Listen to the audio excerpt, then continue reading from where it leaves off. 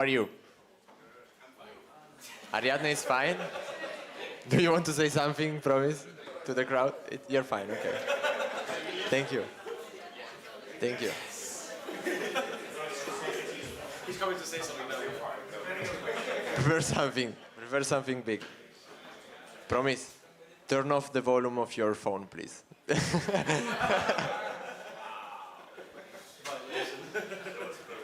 Okay, guys, we are ready to start. I will just give you some instruction for today, our last day of forum. Sadly, first of all, look at the person that is sitting close to you, and encourage him. Okay, we are almost fine. Okay? It's almost done. Okay, well done. Okay. Let's go. Please, someone can encourage the IT guy that is like. Okay. Yes. Applause for the IT guy. Thank you, Jacopo. Thank you also for. Yes. Okay. What we are going to do today. Today is the last day. I hope your proposals are ready. Almost ready. Thank you. We will work also on the presentation today, okay? So you will have time to prepare a presentation. Tomorrow morning we will present them to the others and maybe to external guests, okay? So we are starting to prepare the presentation. This morning you will basically have time to work on the PowerPoint. We will give you all the instruction, the template, everything, okay? In the afternoon, World Cafe, you will have the opportunity to start presenting your proposal, okay? You will use the slide and you will receive feedback also on the slides, okay? So please, if you are going in another group, feel free to share comments on the slide. I hate these slides, I cannot understand anything, I love this picture, whatever, okay? Great.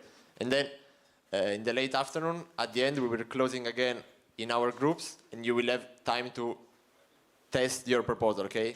One group per time will come here in the room and you will test the proposal on the big screen and you will try to present it. Okay? If you have any question, please, after 11 so that we can... okay? Great. I welcome Federico to the stage and we can start. Hello. I'm just here to introduce Antonella, which is my colleague. She has the patience to work with me. And today, applause. Yeah, so yesterday we had quite a high-level discussion on energy markets. And today, Antonella will try to make things simple, right? And that's it. Just to, please, support Antonella. She's great. And prepare your questions. And be nice. Be nice.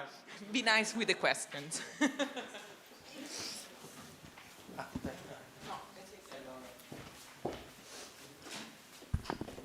Okay. Okay, sorry.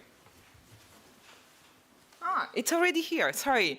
I just took one coffee this morning, so I'm a little bit sleepy, but I will try my best. I don't think my presentation will be as funny as it was the introduction, but I will really try my best. So first of all, I'm Antonella, and I work with Federico in Energy Traders Europe. I will probably say something at the end of the presentation about our association, because I would like to go directly to the content of the presentation. Today we are going to make, let's say, a journey through the energy chain, starting from production, and we will try to understand how the energy market can influence your energy bill. But before starting, I have some questions for you. Have you ever read or paid an energy bill? Paid or read? Which ones? Both. That's great. So today will be, let's say, a repetition that, as ancient Latin says, always useful, because apparently you already know some things about the energy bill. And we can go directly. This is actually a real energy bill. It's in Italian because this is my sister energy bill for July-August 2024. I got her consent to publish it, so I mean, we are going to analyze a real energy bill, quite expensive also for being a summer energy bill. Let's go to analyze the different components. So we are trying to decoding our energy bill and to understand what it's inside. Let's start from the first component, which is the electricity cost. So the actual cost that you pay for what you consume at your place, at your home. In this case, you see that the energy bill should clearly say what's your consumption. In this case, 160 kilowatt hour was consumed during that period. And you see that it's the higher cost in the energy bill. The second cost is the transport fee. So you generally pay for the energy that you get delivered at your place. The transport fee also includes some, let's say, fixed and variable cost as well. And then there is the system charges expenses. So it's the price that you pay to maintain the electricity grid. Last but not the least is the total taxes and VAT. This is what the supplier, asks you to pay on behalf of the state. So generally, this money goes directly into the pocket of your state. In the energy bill, there can be extra cost. You see that, for example, my sister paid the TV license, but just to make another example, if you were delayed in paying your last bill, probably you can find some extra cost as well due to the delay, or extra cost in general that are up to the consumers. Now I want to show you something which is very interesting, according to my point of view, is the breakdown of the electricity price for households in 2022. This graphic is from Acer, the European energy body responsible for energy. And you see that here we see with the same color the energy and supply, the network cost, the value added, the tax and the taxes and other costs that are generally part of an energy bill. Interesting enough, in almost all the member states, the higher cost is the electricity cost. There is something interesting, it's that here, where we are right now in Hungary, the cost of the electricity is lower compared to the cost of the network cost. It's the only country where the electricity cost is lower than network cost. But you see that there are many differences among the different 27 states.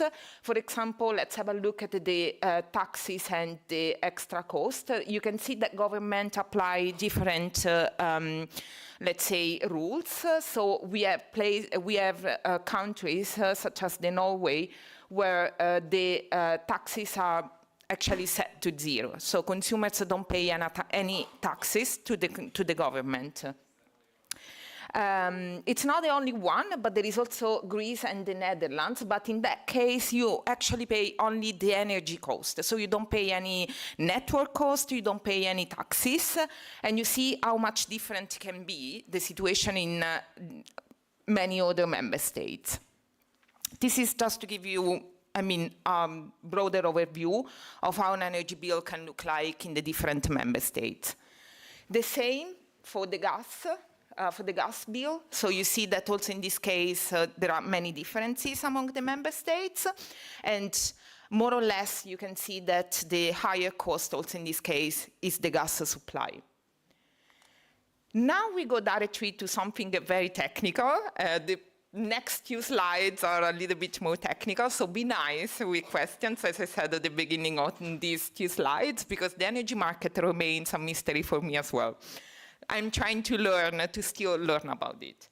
So let's start from the right side, and we have the first market participant, which are the government and the regulator. The government, think about like the big actor that sets the framework, and then the regulator is responsible for applying the technical details set by the governments. I mean, I tried to learn the name of the Hungarian regulatory, national regulatory authority, but it was too complex. So I will tell you that, for example, in Italy we have ARERA. So we have the government, and then ARERA is the regulator, just to give you an example. And then we see the different actors. So let's start from producers. Producers are companies or entities that produce energy. Very simple. Then we have traders. Energy traders are, the one responsible for buying and selling energy. And the role of the energy traders is really important, not only because I work for them, but also because they ensure that there is the right balance between the supply and demand. So if you ask for more energy at your place, energy traders make sure that you get that energy. So you can understand how important it is. Then there is the suppliers or retailers. They ensure that energy is delivered to your place. And then there is us, so energy consumers. We are all energy consumers. There can be different kinds of energy consumers. They can be residential, as I think we all are. And then they can be commercial, industrial. Something important, especially for the topic of these days workshops, is if you produce energy by yourself, for example, you install some solar panels at your place and you produce extra energy and you want to sell it, you become a prosumer. So very simple, but very efficient. It's a great way to empower yourself as an energy consumer and to become something else, something on top of an energy consumer. Still, it's not finished, so we have transmission system operators and distribution system operators. I will try to make it very simple. Think about highways and local road. So transmission system operators, they cover like the high voltage grids and they cover long distances. So they make sure that energy can be delivered to long distances. Distribution system operators instead, they make sure that energy can be delivered at your place. So very simple, highways, local road. Last but not the least, we have marketplaces and operators. Marketplaces are the platform where the energy trading takes place. They facilitate the energy trading, and operators are the one that ensure that the energy trading takes place without problems, that the process is smooth, that is in compliance with the regulatory framework. Second technical slide, and then we are done. So let's have an overview of the different types of the energy market. And we divide the energy market into two sections to make it easier. The first section is everything up to market participant. So everything that happens in this time frame, let's say, is something that derivates from a decision of market participant, the one that we saw just in the previous slide. And still in this case, the market is divided into two sections. So we have forward market, that everything is happening from years before to up to 2 days before the actual delivery. And we have the spot market. To make it, simple, think about ordering something online and get it right away. This is the spot market. So you enter into the market the day ahead or the same day. You generally trade on an exchange. This means that the transaction is facilitated by some operators, and this makes the transaction standardized and, let's say, more secure. So it lowers the risk for counterparties. And then there is the physical execution. So you order, you buy, you get the energy. Very simple. Forward market, instead, you actually have a transaction, or better, you have the agreement right now, but the delivery of the energy is set at a future date. It can be a forward contract or a future contract. There are two types. The first one takes place between two parties, and generally it's a less standardized one. So it means that probably it's a little bit more risky for the two counterparties instead of the future one, where there is let's say, a standardized process, and and they are traded on power exchanges, meaning that there is someone taking a part of the risk for the transactions. what happens after? We have a kind of central coordination by TSO. This is very important because when the market, let's say, closed, there is at a certain point during the day, the market closed the door.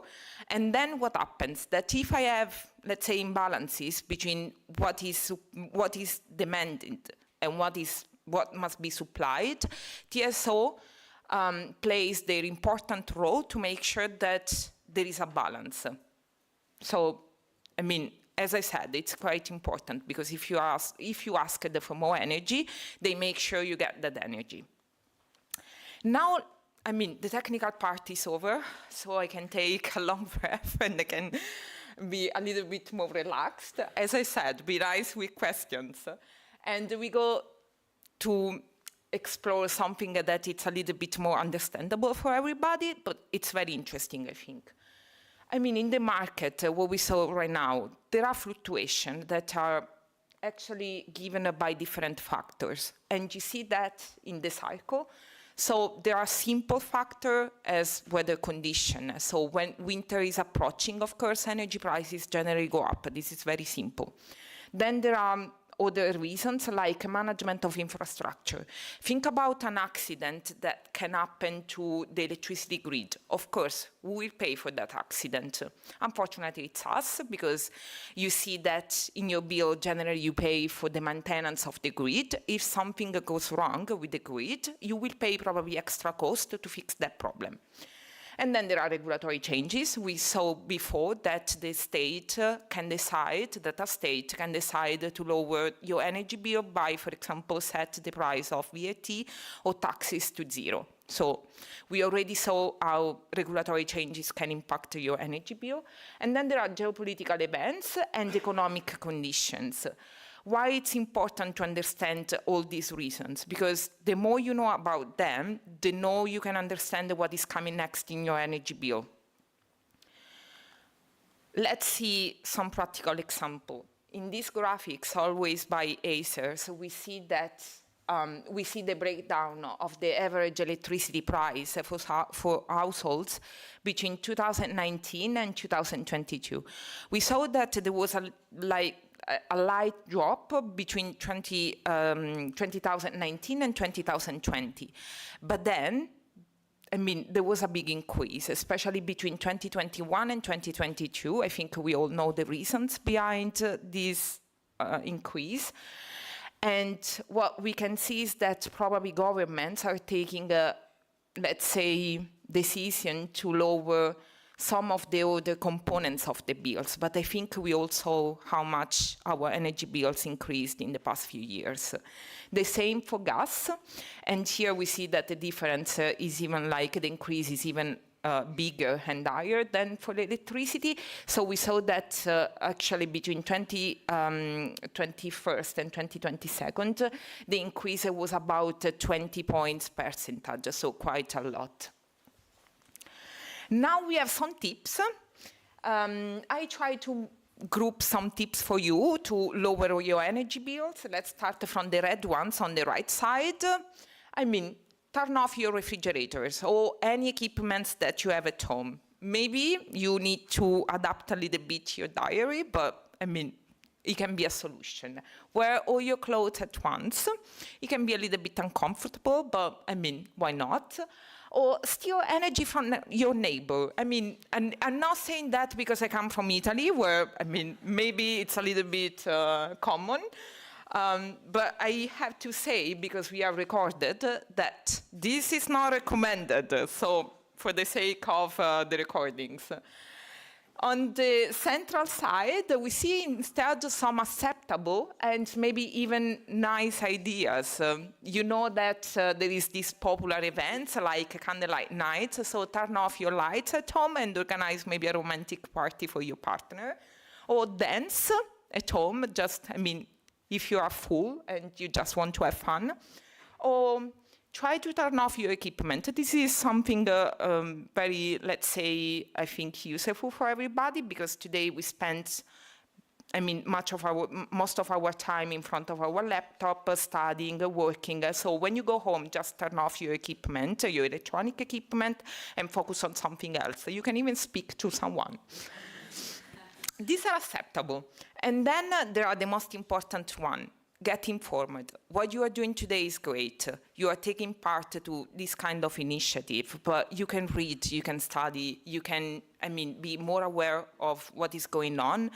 This is a great tip to, trying to understand what is coming next in your bill. You actually pay to get energy at home. And how do you pay that? Going to work, making efforts. So it's fair enough that you know where your money are going. So get informed as much as possible. There are tips that probably you can give me, like buy, efficient equipment, install, smart control at homes, but probably we are all very aware of these tips and we don't need to repeat them. And get involved, as I said at the beginning. This is a great initiative. There are many more, so don't stop doing what you're doing because this is great. Before leaving, these are the recommended, I think. It was clear enough, but just to make it clearer, these are the recommended. Before leaving, who we are and what we do with Federico. Energy Traders Europe is an association. We represent more than 170 members, and our membership keeps growing. Just have a look at the website. I'm sure that you know many of our members, even only by name. We are based in the Netherlands, but we have an office in Brussels as well. What do? We work together with our members to make sure that their voice arrives to the European regulators to build a more efficient energy market. This is for the benefit of everybody, not only energy traders, but especially for us, for the end consumers.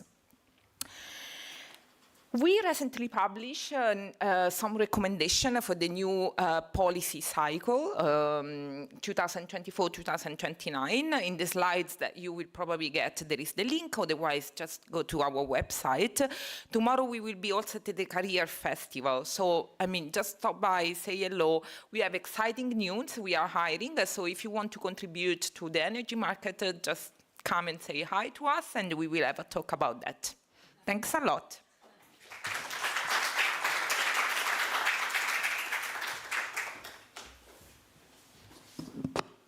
Question time. So do we have any question?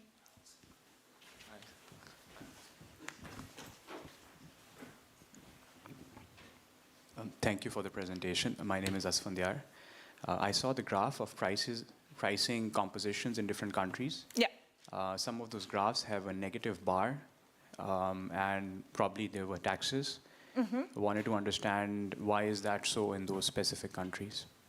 Why? Sorry? Why is there a negative bar in terms of taxes in Greece, Norway, and Netherlands? Yeah. So actually, this is a decision by the state, by the governments. I can decide that my citizens pay, let's say, lower bills, and the only way to do that is by lowering taxes, because taxes are up to the state, so it's a decision that the government can take. And if I want to help, let's say, citizens to, let's say, get more affordable energy prices, the only things that I can do as a government is to lower the taxes. So that's why in some countries you see that it's actually set to zero. Yeah. A kind of. So thanks for the presentation. I was wondering what you think about the near future of the electricity markets, because during the crisis there was a lot of talk about how the pricing mechanism does not support fair prices because it was determined by the most expensive power plant, and there was a lot of talk that they're going to change it. Are they going to change it? Do you have any expectations in that sphere? We all have expectations in life. I think what happened, this is my personal opinion. I joined Energy Traders Europe without any knowledge about the energy market. I had some previous experience, let's say, in other association focusing on energy, but not so much on the energy market. So I'm still learning about that. But the first things that I learned when I joined Energy Traders Europe was that what happened between 2019, even before, and let's say today, because the crisis is not over yet, is that it was completely unexpected. No one could expect what was going to happen, and even market participants, energy traders were not ready, but they showed that they are resilient. I don't know if you had a chance to read, and I invite you all actually to go to the ESMA website or to the Acer website and read some reports. The market, the energy market is resilient. So even if you probably saw in the energy bill, because this is our matter of, let's say, judgment, that there was an increase of prices. Energy market is still resilient and was resilient enough to, let's say, overcome the crisis. We are still inside, but we are trying to overcome the crisis. I think what we can do is learn from the past and trying to implement good practices. How do we do that? I mean, Energy Traders Europe, for example, plays a crucial role because we speak every day to regulators and we bring the experience of the energy traders that were in the first row in experiencing what was going on. So we bring these guys to the table of regulators and we say, okay, this is what happened and this is what was challenging from our side. It's important that the regulators listen to industries in general, to energy traders, but to all the stakeholders, because only via the communication, via the interaction between the different parties, we can really learn from the past and we can avoid that it will happen again. I hope I replied to your question. I don't know if... hello. So, great presentation. Thanks. What is your opinion about the single European market and what is the opinion of the Energy Traders Association? So I start from my personal opinion. Every day, almost every day, I get a call from my mom saying, oh, today I receive a new offer for the energy supply at home. And I was wondering, like, Mom, please be careful. This is my first advice. Because I think that it's great. Today, the internal market, the fact that there is an internal European internal market, and that is so open to everybody, is great. Because it means that we can get access to almost an unlimited number of services and offers. But still, there are risks in everything that we experience in life. So the first advice is try to be aware of what are the benefits of the internal market and what are the benefits what are the risks of the internal market.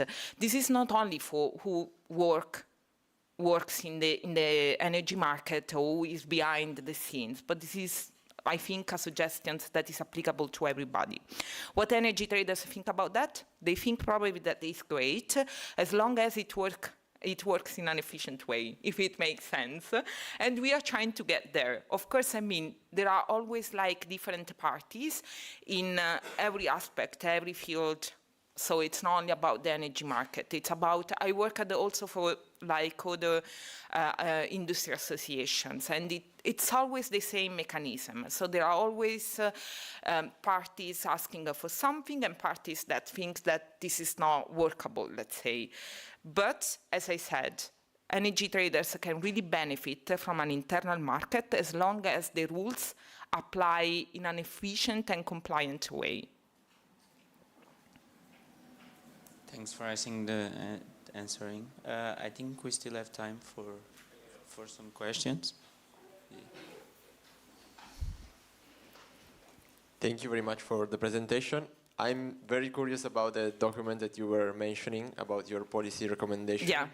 And I was wondering if you can try to, I know probably it's very complicated, but if you can try to summarize which are the recommendations that you are trying to deliver to governments and to companies, because yesterday we have an interesting panel discussion about energy markets more on the technical side.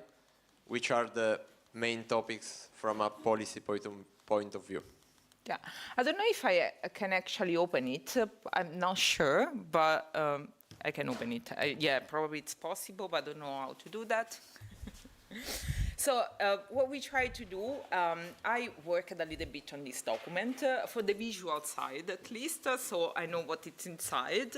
And something, sorry, I didn't want to bother everybody in the room. What we try to do in this document is to be concise and to give recommendations that are easily understandable for everybody, including for policymakers, because they are going to start a new cycle. It's possible that there are new people. I think what I think about energy trading in general is that it's not appealing. Let's be honest. Speaking about who is selling, who is buying energy is not very attractive, but we try to make very clear what are our, let's say, what are our priorities for the next few years. Our priority are actually to make a market that is efficient, not only for us, but also for consumers. So how do we do that? Implementing simple rules, reducing burdens on market participants. This is extremely important because, energy traders, but I think all the industry are subject to a very high number of legislation or regulations.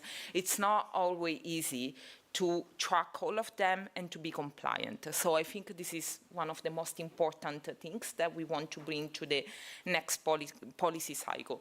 We actually work on gas, on electricity, on carbon. Federico is the expert here. So we try to really make all this market the most efficient possible, because this is for the benefit of everybody. Thanks for the answer. We still have time and some questions also online. There is one with a lot of likes, so I guess it's in the interest of all, and it's a very personal opinion. But if you had the power to change one thing in our energy market to make it future-proof, what would that be? Well, this is really, okay, this is a personal opinion that was asked, so I will give a personal answer. I work on financial regulation. I'm still trying to learn more about it, but what I learned is that, energy traders are really like particular entities. So they are not like banks, but they actually sometimes act similarly to banks and financial institutions. So they asked, this is very technical maybe, but what I see as a priority is transparency in the market. So the more information are given to market parties, to energy traders, the easier trading becomes for them, or at least the more efficient it becomes. It means that if the energy market works well, we can all benefit of that. So probably transparency. I will increase transparency in the energy market. Thank you for your answers. My question is about what you think, also about your personal opinion maybe. Lowering the prices of energy in general, either through renewables or other, does that mean actually that we are going to reduce consumption? Because some would say that will mean we have more consumption and we're going to have more issues. What's your own point of view? Well, that's a very difficult question. My point of view is that integration in this case is probably the key. Because, as long as you can integrate different sources of energy and you can, access different services, is probably the best solution for everybody. It's very technical how energy traders invest in renewable energies, but it works. It's a mechanism that can always improve, but it can work, and it can bring, let's say, advantages for everybody. But as I said, transparency, integration, dialogue, they are all important factors to enhance the energy market. This is my personal opinion, but of course, it's the opinion of someone who just entered into the energy market and is still learning. But so far, these are probably the key elements that I'm getting from the energy traders,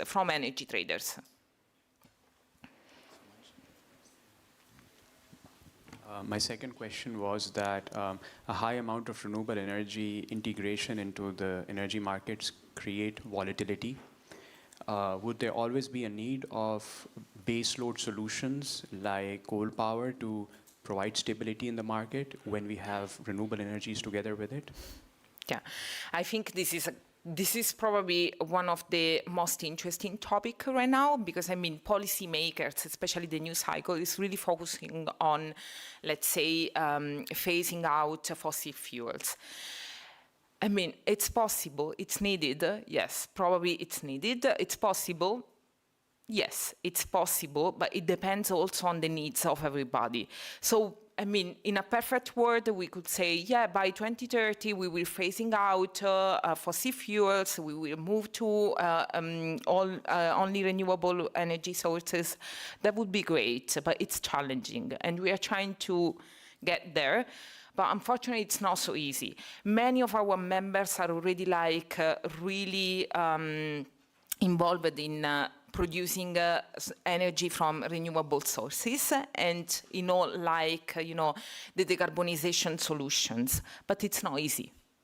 So, I mean, if you ask me, it's needed. Yes, of course, it's needed. We all know that it's needed because the effect of the climate change is visible to everybody. In all the countries, every day.